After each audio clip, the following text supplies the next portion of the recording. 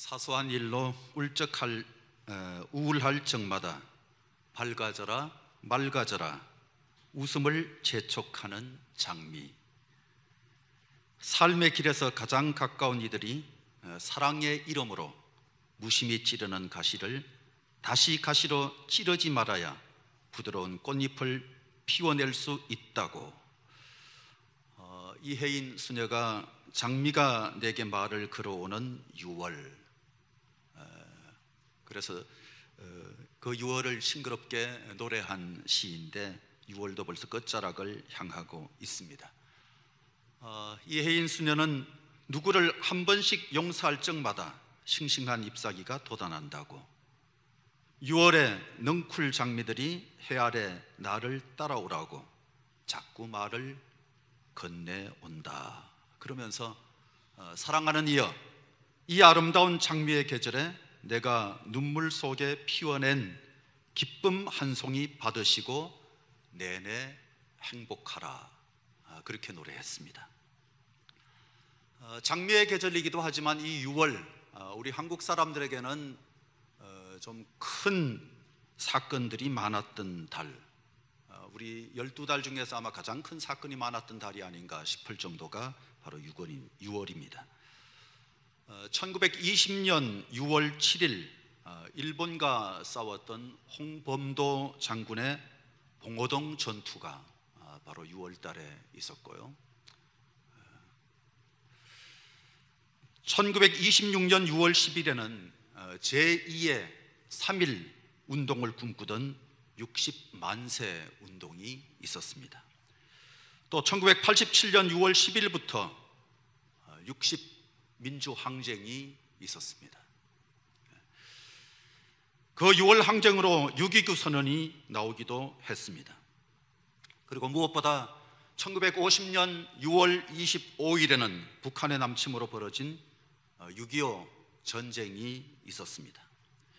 그리고 그 후 1999년 6월 15일 북한군과 충돌했던 연평해전이 있었고, 또 2002년 6월 29일에 제2차 연평해전이 있었습니다. 그때 북측의 기습사건으로 해군 고속정인 참수리 357 호정이 침몰당하기도 했습니다.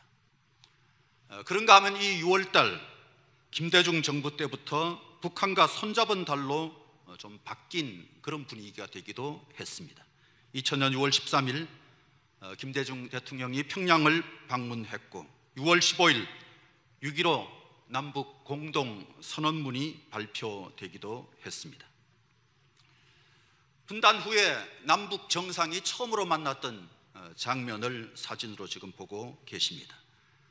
평화에 대한 기대도 가질 수 있었지만 잊어서 안 되는 6월, 가장 큰 사건은 역시 6.25였던 것 같습니다. 6.25의 다음 사진을 보시면 다시 결코 이 땅에서 저런 전쟁이 있어서는 안 될 것이다, 그런 생각이 들지 않을 수 없는, 잊을 수 없는 전쟁, 그게 바로 6.25였습니다. 사망자가 37만 4,160명, 부상자가 22만 9,625명, 납치를 포함한 행방불명자가 38만 8,234명, 총 99만 2,019명이 공식적으로 인적인 피해를 입었습니다. 남한 사람만 계산하는 숫자입니다.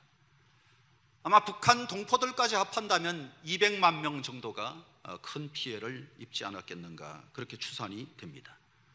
지금도 1천만 이상 가족들이 여전히 가슴 아리하고 있는 한반도, 전쟁의 상흔은 아직도 가시지 않은 채 우리는 6.25 70주년을 맞게 됐습니다.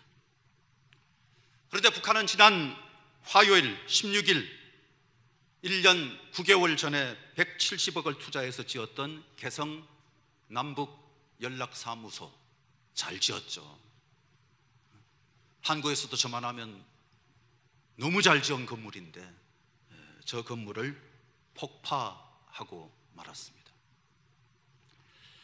군사행동도 불사하겠다, 공공연하게 지금 선언을 하고 있어서 한반도 다시 한번 극도의 긴장감이 감도는 6월을 맞게 됐습니다. 6.25 때 피난 떠났던 국민들의 심정을 여러분 우리가 얼마나 이해할 수 있을까요? 이사 한번 하는 것도 쉽지 않은데 피난 간다. 이사 한다고 하는 것이 보통 번거로운 게 아니잖아요. 그런데 제때 필요한 것들 다 챙기지도 못한 채 그냥 떠나버리는 저 피난길, 언제 다시 돌아올는지 알지 못할 채 떠나는 이 6월, 생각만 해도 정말 우리 민족 모두에게 가슴 아픈 달이라고 하지 않을 수 없습니다. 오늘 본문에 피난 떠난 국민 못지않게 이 쫓기는 신세가 된 다윗, 정말 아픈 도피 생활이 계속 이어지고 있습니다. 사면 초가의 위기 속에 빠진 다윗. 그래서 이 다윗의 긴박감이 굉장히 감도는 본문, 이게 바로 우리가 읽은 본문인데, 가는 데마다 사울이 징그럽게도 따라옵니다. 3,000명의 군사 이끌고 계속해서 포위망을 좁혀오고 있는 사울입니다. 미처 사울이 따라오지 못할 정도로 숨을 때도 있었습니다만, 그렇게 숨으면 어느 놈이 또 가서 고자질을 합니다. 다윗이 어디에 숨어 있더라 하고 알려줍니다. 그러니까 잡힐 뻔한 위기가 계속 반복되는 스릴 있는 그런 도망자 신세가 되어버리는 다윗이지만, 그 긴박감 속에서 다윗과 하나님의 관계가 참 빛나고 있습니다. 절체절명의 위기 속에 있으면서 어쩌면 이렇게 하나님과 좋은 관계를 유지할 수 있을까? 단 한 번도 하나님 원망하지 않고, 이 신세 이게 뭡니까? 그런 말 하지 않고, 광야 생활의 그 끔찍한 상황 속에서도 하나님께 어찌해야 합니까? 그때마다 묻는 다윗. 오늘 하나님과 다윗의 이 빛나는 관계를 보면서 위기가 닥쳐올 때 우리는 어떤 처사를 해야 하는가, 이걸 다시 한번 잘 깨닫는 시간이 될 수 있기를 바랍니다. 첫째, 다윗과 하나님과의 관계가 밀월 관계입니다. 오늘 본문 속에 등장하는 하나님과의 밀월 관계, 긴박감이 분명히 돌고 있는 그런 상황인데도 불구하고 이런 관계를 유지할 수 있다, 이건 보통 관계가 아니다, 그렇게 봐야 할 것입니다. 그런데 먼저 23장 1절부터 13절 내용은 도피 생활 중에 있었던 여러 에피소드들하고는 좀 차원이 다르다, 그런 생각이 듭니다. 특이한 장면이죠. 다음 사진을 보시면 그 사진이 좀 작아서 잘 안 보일 수도 있습니다만, 아둘람 바로 밑에 있는 그일라라고 하는 지역, 이 지역이 블레셋의 침공을 받습니다. 여러분 보시기에 바로 이쪽, 제가 볼 때 오른쪽 여기가 바로 블레셋 지역인데, 그쪽으로부터 침략을 받게 되었습니다. 공격을 당하니까 주민들이 타작마당에서 습격당한 것 때문에 애써 수고한 농작물을 그만 다 뺏기는 그런 상황이 벌어지게 됐습니다. 그런데 다윗이 자기 몸 하나 숨기기도 바쁜 처지에 그 전쟁에 끼어듭니다. 어려움을 당한 그 주민들을 구해야 되겠다, 불쌍히 여기는 마음으로 블레셋과 전투를 벌이는 거예요. 당연히 다윗의 사람들은 반대합니다. 다윗 주변에 400명이 있었잖아요. 사울의 군사들은 3,000명이 에워싸고 있습니다. 언제 어떤 상황이 될지 모르는 거의 10대 1에 비교도 안 되는 사울 왕에게 쫓기고 있는 이 상황에서 무슨 블레셋과 우리가 나서서 전투를 하느냐, 그러면서 반대하는데 기가 막히다는 반응을 보이죠. 3절 말씀, 우리가 유다에 있기도 두렵거든 하물며 그일라에 가서 블레셋 사람들의 군대를 치는 일이니까, 그런 얘기를 하죠. 주변 사람들이 반대하는데도 불구하고 다윗은 강행합니다. 그리고 블레셋과 싸웠고 그 싸움에서 이겼습니다. 백성들을 구해냈습니다. 다윗의 호기 때문일까요? 오지랖이 넓어서 그랬을까요? 이게 진짜 지도자의 마음 아니겠습니까? 비록 쫓기고 있지만 우리가 계속해서 주목해 보는 것은 점점 다윗은 왕이 되어가고 있다, 그런 말씀을 드렸잖아요. 다윗은 이미 왕이에요.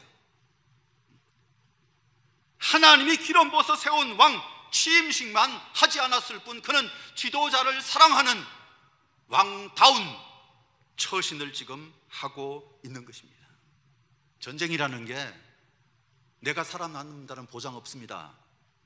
어떤 분들은 가끔 그런 얘기하는 분들을 보면 참 기가 막혀요. 차라리 북한하고 한번 붙었으면 좋겠다, 전쟁 좀 일어났으면 좋겠다, 그런 분들이 있는데 자기가 살 줄 알고 그래요.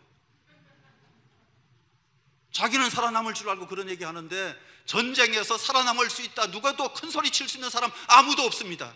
누가 죽을는지 모르는 거예요. 전쟁이 일어나면 끔찍한 피해를 입게 될 것이고 어마어마한 숫자, 과거와 비교되지 않는 숫자가 사상자로 그렇게 남게 될 것입니다. 그래서 전쟁은 없어야죠. 다윗은 자기가 희생된다 할지라도, 전쟁을 치러서 희생된다 할지라도 백성을 위해서 나서야 한다. 그게 다윗의 마음이에요. 백성을 위해서 나서야 한다. 자기 살자고 백성의 위기를 모른 채 하는 그런 모습 아닙니다. 사울은 그저 자기 살려고 애를 쓰고 있는 거잖아요. 자기 포지션, 왕이라고 하는 그 포지션 지키려고 애를 쓰고 있는 거잖아요. 백성들은 어떤 모습으로 지내든 간에 사울이 3,000명의 군사 이끌고 나가서 블레셋 그들을 쳐서 그일라 사람들을 구해내야 되는 것 아닙니까? 사울이 군사를 이끌고 갔다는 얘기는 없고 다윗이 자기 사람들 오합지졸을 이끌고 가서 전쟁에서 이겼다는 겁니다. 이 품성이 중요해요. 정말 왕다운 사람, 그게 바로 다윗의 모습인데, 원래부터 다윗이 어릴 때 자라는 모습을 보니까 왕감이었다. 성경 단 한 군데도 그런 얘기 한 적이 없었어요. 왕감이 아니었습니다. 가로밖에 사람이었어요. 열외였어요. 집합에 포함되지 않았던 사람이잖아요. 그런데도 불구하고 점점 왕이 되어가고 있는 다윗, 계속해서 말씀드린 것이 피난당하면서 그가 거인이 되고 있다고 말씀을 드렸는데, 왕답게 그일라 사람들을 위기 가운데서 건져내었다는 사실, 이 상황 속에서도 하나님과의 관계가 빛이 납니다. 다윗과 하나님과의 관계가 빛이 나는데 정말 밀접한 관계였습니다. 상황마다 다윗은 하나님께 물었고 하나님은 응답하셨습니다. 2절 말씀해 보시면 23장 2절, 내가 가서 이 블레셋 사람들을 치리이까, 23장입니다. 내가 가서 이 블레셋 사람들을 치리이까 하고 물으니까 하나님이 바로 대답하시는데, 가서 블레셋 사람들을 치고 그일라를 구원하라. 하나님이 응답 주신 거예요. 사람들이 이게 말이 되느냐 난리를 칩니다. 있을 수 없는 일이다. 그러는데 다윗이 또 묻습니다. 4절, 다윗이 여호와께 다시 묻자온대. 멋있죠?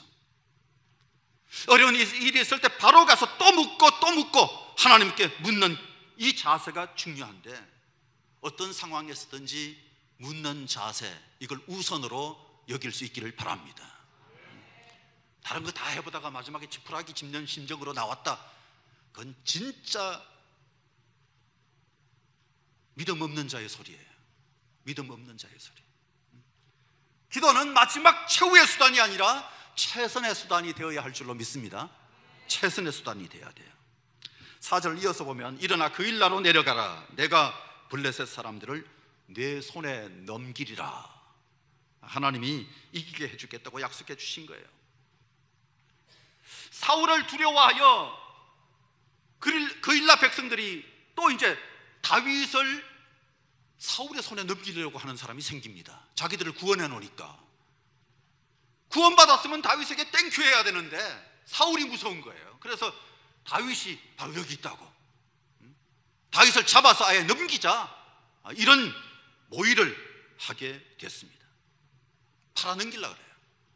다윗이 또 하나님께 묻습니다. 11절, 종이 들은 대로 사울이 내려오겠나이까. 하나님이 대답하시는데 그가 내려오리라.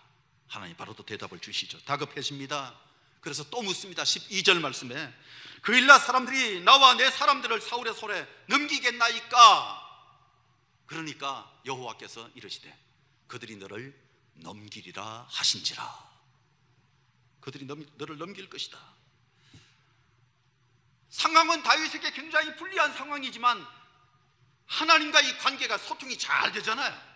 그죠? 아무 문제 없어요. 하나님과 소통이 너무 잘 돼요. 밀월 관계를 즐기는 것 같은 그런 모습으로 등장하는 참 재밌는 장면입니다. 질문이 상당히 은밀한데 그 은밀한 상황 속에서도 하나님은 전혀 숨기지 않고 대답을 다 주십니다. 그저 듣기 좋은 소리 하는 게 아니라 너 지금 위기다 하는 것도 다 알려주시는 거예요. 위기다. 사람이 위기에 처하면 어느 때보다도 하나님과 더 가까워질 수도 있습니다. 코로나 때 하나님과 멀어졌다, 그 사람은 믿음을 점검해야 합니다. 코로나 때 하나님과 더 가까워졌다, 그게 정상입니다. 그게 정상입니다. 어떤 어려움이 올 때 하나님께 더 매달렸다, 대부분의 사람들은 그렇게 말합니다. 어려워서 하나님께 기도했다, 힘들어서 하나님께 기도했다, 외로워서 하나님께 기도했다, 아무도 나에게 힘이 될 만한 사람이 없어서 하나님께 기도할 수밖에 없었다, 사람들은 그렇게 말하는, 위기의 때는 오히려 영적 민감성이 더 뛰어난 때가 될 수 있습니다.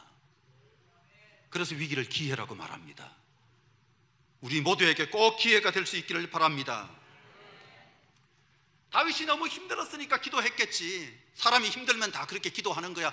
그렇게 말을 잘하면서도 자기가 위기에 처했을 때는 딴짓하는 사람들이 많거든요. 다른 데 더 매달립니다. 하나님은 싹 잊어버리고 죽겠다 죽겠다 그러기만 합니다. 다윗은 한 번도 내가 죽겠습니다 죽겠습니다 그러지 않잖아요.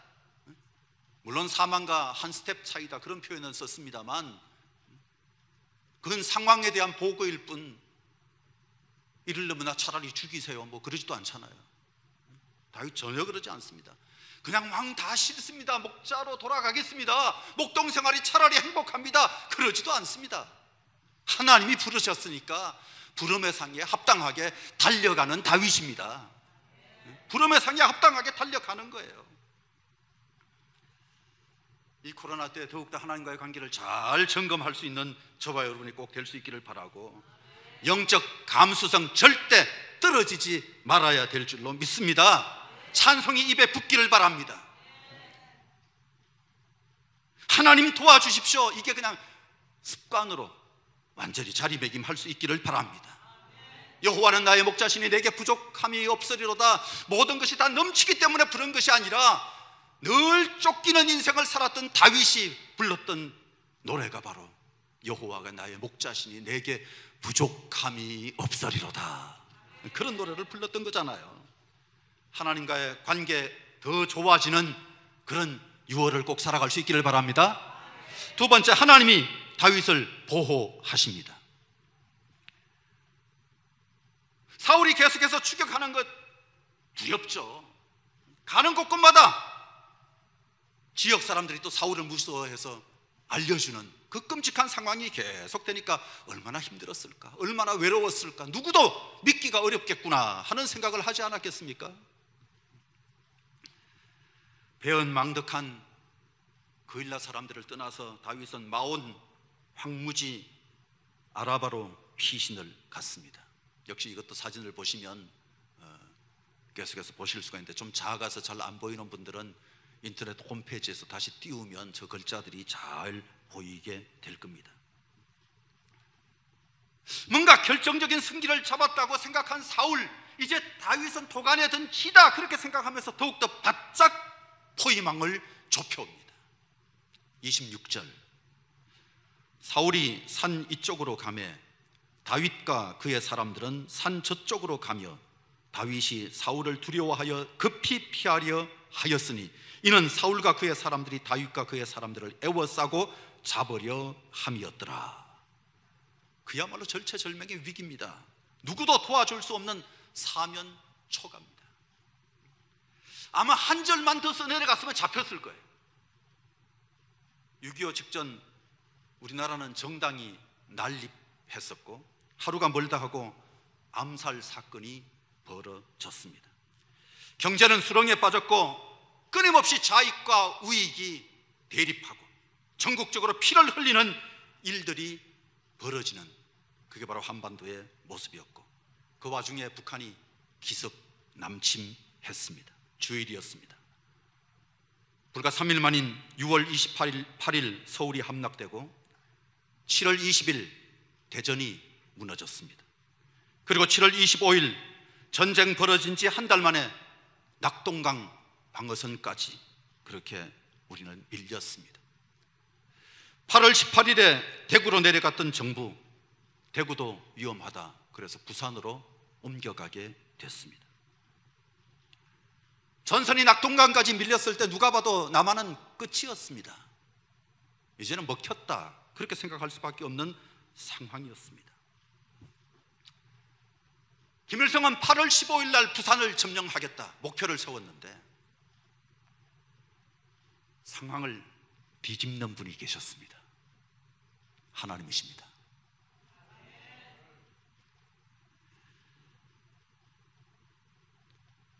하나님은 유엔군 16개국이 참전해서 한국을 돕도록 긴박하게 역사하여서 9월 15일 261척의 함선과 약 1,000대의 비행기를 동원해서 역사적인 인천 상륙작전을 감행했습니다. 한국은 극적으로 살아났습니다. 극적으로 살아났어요. 하나님이 유엔을 이렇게 움직여가지고 뭐 설이 많습니다. 소련 대표가 거부하면 유엔군은 올 수 없었는데 뭐 설사가 났다는 설도 있고 오다가 차 시동이 안 걸려가지고 거기 참석하지 못하고 차 고쳐가지고 오니까 벌써 표결이 끝나버린 그런 상황이어서 소련이 거부를 못했다 뭐 설들이 많은데 하나님의 개입입니다. 하나님의 개입. 하여튼 하나님이 손보신 거예요.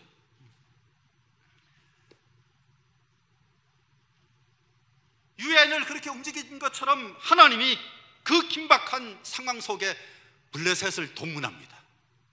27절 전령이 사울에게 와서 이르되 급히 오소서 블레셋 사람들이 땅을 침노하나이다. 그 일날을 공격하는 것이 아니라 아예 아마 사울이 비어있다는 사실을 알고 그냥 점령해버리자 그리고 쳐들어왔던 것 같아요. 사울이 급하게 돌아설 수밖에 없었고 일단 다윗은 사울의 추격권에서 벗어납니다. 급한 불 꺼야 되니까. 그런데 사실 철천지 원수는 블레셋과 다윗입니다. 블레셋 입장에서 철천지 원수는 다윗이에요. 그 블레셋이 다윗을 도와주기 위해서 군사를 동원한 건 아닐 겁니다. 하나님이 블레셋 군대를 일으킨 거예요. 결과적으로는 그 블레셋이 다윗을 도와준 꼴이 되고 맙니다. 다윗을 도와주게 되는 거예요. 서부 영화에 보면 능숙한 추격대가 숨 돌릴 틈 없이 계속해서 포위망을 좁혀와서 이제 잡히기 직전의 상황. 잡히기 직전의 상황. 그런데 참 신기한 건요, 추격하고 계속해서 쫓아오고 있는 이 사울, 그건 사울이고 도망자가 다윗인데 사울은 점점 더 위축되고 축소되는 반면에 다윗은 점점 더 강해지고 점점 더 커집니다. 이게 참 신기해요. 다윗을 만나러 왔던 요나단이 무슨 얘기하냐면 17절 말씀에 너는 이스라엘 왕이 되고 나는 네 다음에 될 것을 네 아버지 사울도 안다. 우리 아버지도 그거 다 알아. 그렇게 얘기를 해요. 다윗은 일방적으로 당하기만 한 사람 같은데 일방적으로 당하고 있는 것이 아니라 하나님의 계획대로 점점 왕의 자리로 나아가고 있는 겁니다. 신기하죠? 우리가 이 세상에서 점점 뭔가 외로워지고 점점 더 나약해지고 점점 더 보잘것없는 초라한 존재가 되고 있는 것 같지만 우리는 하나님이 왕 같은 존재로 세워주시고 하나님과 함께 통치자의 반열에 선 것처럼 그렇게 영광스러운 자리에 서게 만들어줄 그런 사람들이란 사실 우리 꼭 기억하고 살아갈 수 있기를 바랍니다. 이 마스크 해놓으니까 어떤 때는 좀 무섭다 하는 생각이 들 때가 있는데 데모하는 사람들을 보면 마스크 쓰고 앉아있는데 그죠? 요즘은 신기한 게 예배 드리는 사람들이 다 마스크를 써야만 되는 그런 상황이죠. 근데 제가 볼 때는 그 마스크를 쓰고 계셔도 지금 은혜 받는 사람하고 은혜 못 받는 사람이 보여요. 내가 마스크 쓰고 있으니까 절대 못 보겠지. 보입니다. 저는 신기촌에 있는 용한 사람입니다. 다 보여요.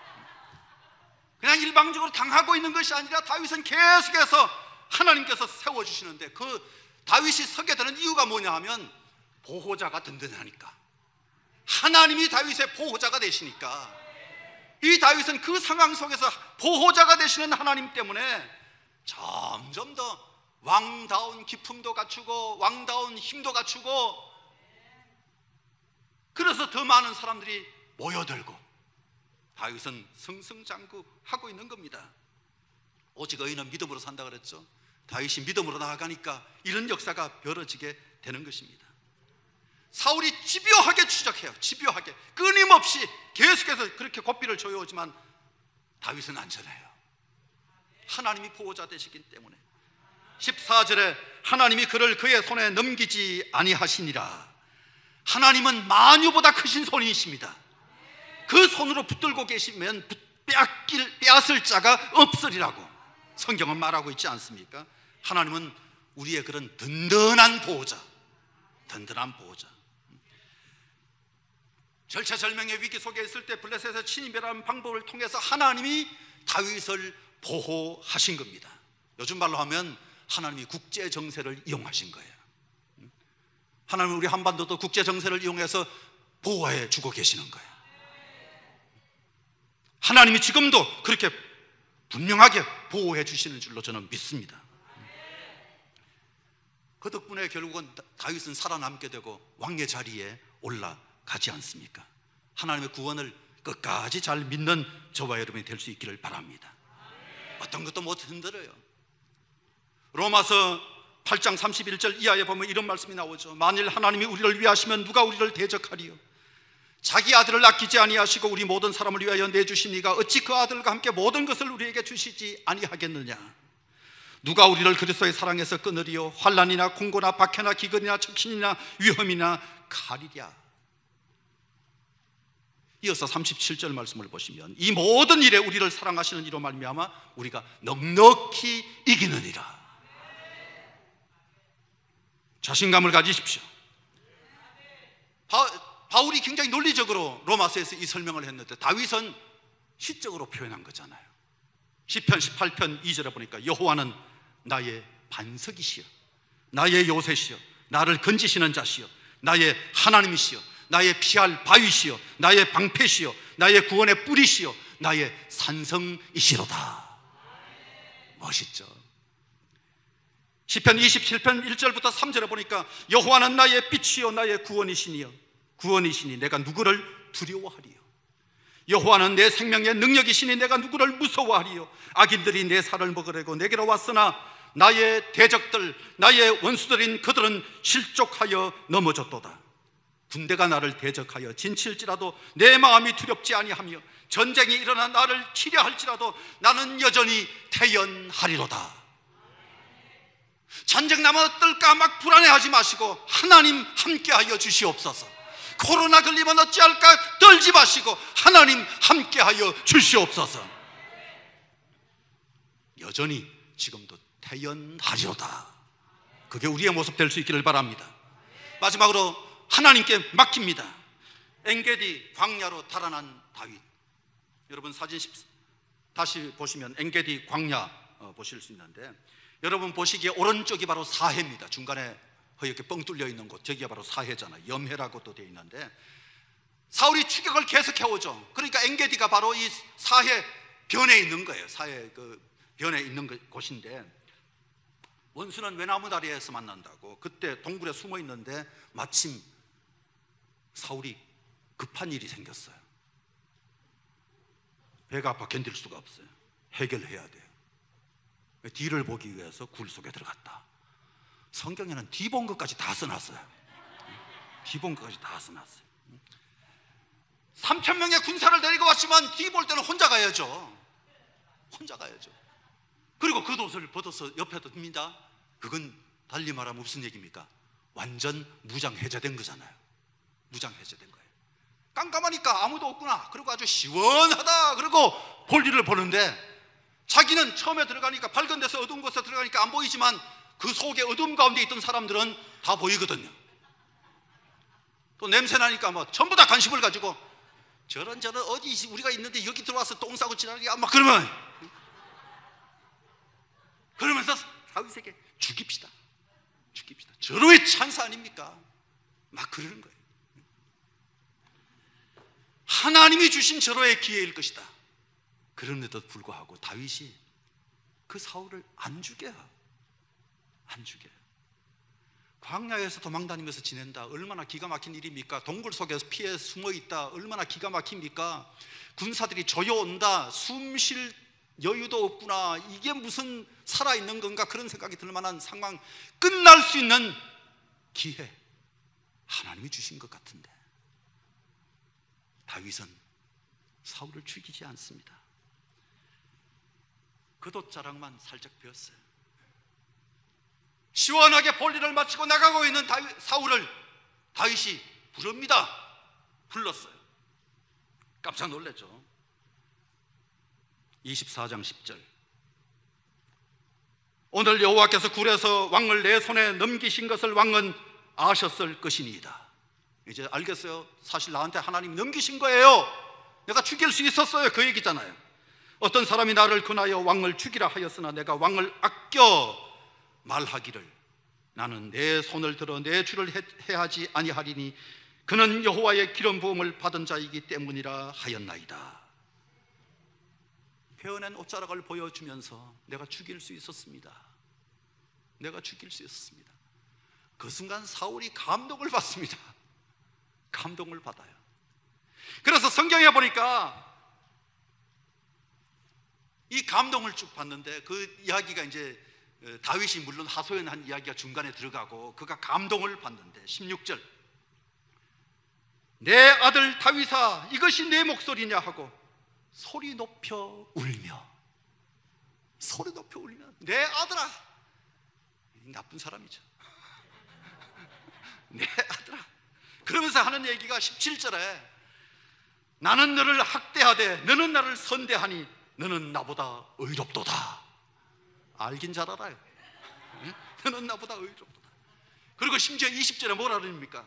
나는 네가 반드시 왕이 될 것을 알고, 이런 웃기는 사람이 있나요? 나는 네가 반드시 왕이 될 것을 알고 이스라엘 나라가 네 손에 견고히 설 것을 아노니, 이런 얘기까지 합니다. 진심일까요? 저는 진심이라고 믿습니다. 그 순간만큼은 진심이에요. 어떤 사람들 다투고 난 다음에 내가 한 말을 저 사람이 도대체 믿어주지 않는다고, 다른 사람은 또 얘기 들어보면 그 사람 믿을 수 있는 사람이 아니다. 그 얘기 한 건 맞지만 그 사람 지금 하는 것 보세요. 막 이럴 때가 있거든요.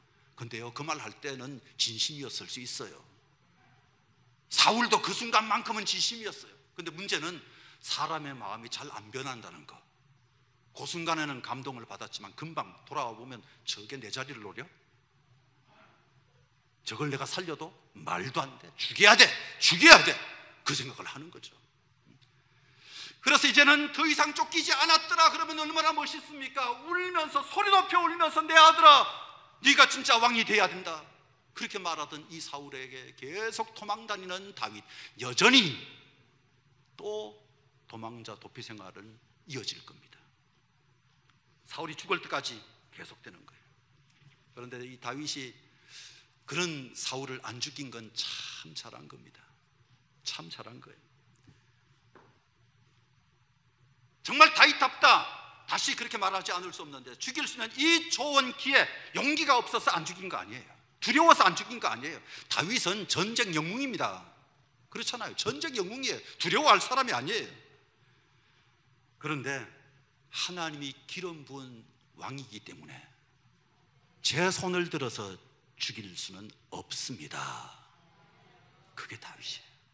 정말 멋져요. 어느 사회에서나 권위에 대한 인정이 필요하죠. 그렇죠? 권위에 대한 인정이 필요해요. 그래야 질서가 세워지는 겁니다. 통치력이 형편없어도 하나님이 세우셨으면 일단 인정해주는 그런 자세를 가져야 되고 하나님께 맡기는 것이 옳습니다. 그게 신앙인의 자세입니다. 믿음은 트러스트라, 맡긴다, 그런 얘기입니다. 미래를 위해서 얼마나 잘한 일인지 모릅니다. 이제 그때 죽였으면 지긋지긋한 도피 생활 끝! 그럴 수 있는 상황이었지만 그때 죽이면 그건 쿠데타예요. 그때 죽였으면 그건 쿠데타하고 똑같은 거예요. 그 꼬리표가 계속 다윗을 따라다녔을 거예요. 뿐만 아니라 존경받는, 사람들로부터 존경받는 왕이 될 수 있었어요. 그때 안 죽였기 때문에. 진짜 통일왕국을 이룰 수가 있었어요. 다른 지파들은 물론 사울 왕이 속해 있는 베냐민 지파까지도 유다 지파의 리더십을 인정해 주게 된 이유가 바로 거기에 있었어요. 다윗이 살려줬기 때문에. 무슨 행동을 하든지 정당성이 있어야 되는 거잖아요. 정당성은 미래를 위한 자산입니다. 한순간에 멋진 결정을 잘했다 그렇게 생각할 수 있을지 몰라도 한순간에 멋진 결정 잘한 게 아니라 평소의 다윗의 신앙입니다. 제가 볼 때는 평소의 다윗의 신앙이에요. 우리의 평소 신앙이 하나님이 감동하고 사람들이 감동할 만한 수준으로 점점 더 나아갈 수 있기를 바랍니다. 그러면 도피 생활 중에도 그 하나님 때문에 노래가 끊어지지 않을 것이고 그 하나님 때문에 안전하게 될 것이고 그 하나님 때문에 주변을 도와주는 역할까지도 할 수 있을 줄로 믿으시고 계속해서 하나님과의 관계를 최고의 관계로 가장 신경 쓰고 가장 우선해야 될 것으로 생각하면서 살아나가는 저와 여러분이 될 수 있기를 주의 이름으로 축원합니다. 할렐루야. 기도하겠습니다.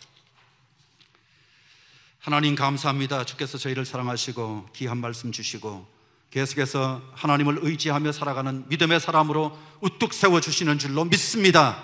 승리하게 하여 주시옵소서. 예수님 이름으로 기도드리옵나이다. 아멘.